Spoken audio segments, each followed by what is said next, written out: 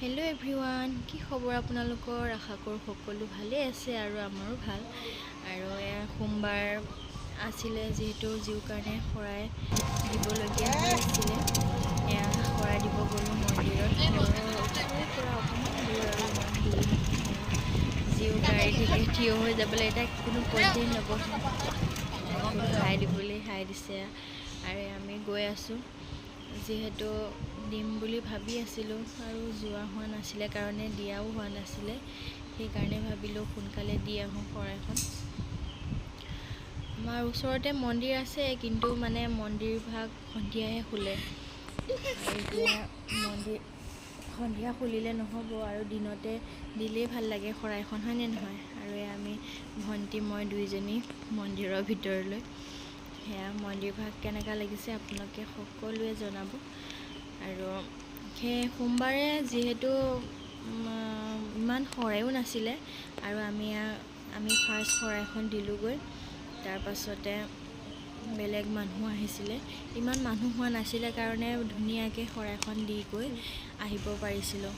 আৰু আহি গৈ তাতে চাকিও জ্বলাইছিলোঁ, মন্দিৰৰ ভিতৰত চাকি জ্বলাইছিলোঁ, কিন্তু ভিডিঅ' কৰা হোৱা নাছিলে। ওচৰতে আইথান এখন আছিলে, তাতে ভাবিলোঁ চাকি এগছ জ্বলাই দিওঁ তাতো।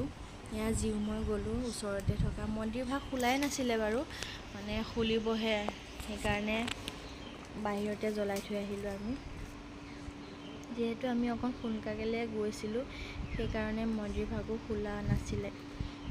জীউ মই আৰু মন্দিৰভাগ কেনেকুৱা লাগিছে আপোনালোকে সকলোৱে জনাব। আৰু চাকি বন্তি জ্বলাওঁতে ভিডিঅ' কৰা হোৱা নাছিলে। তাৰপাছত চাহ দিলোঁ, যিহেতু ঘৰৰ পৰা চব বস্তু লৈ গৈছিলোঁ। মা তাতে চাহ বনালে, মই বনাব নহ'লে বাৰু, মায়ে বনালে তাতে চাহ। আৰু প্ৰসাদ খাই ভিতৰৰ মন্দিৰভাগ চাহ তাহ বনাই ভকতসকলক দিলে মায়ে।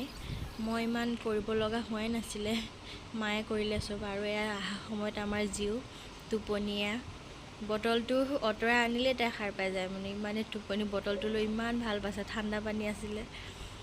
আৰু তাই কিমাননো ভেকশ্যন ছোৱালীজনী, একেবাৰে মানে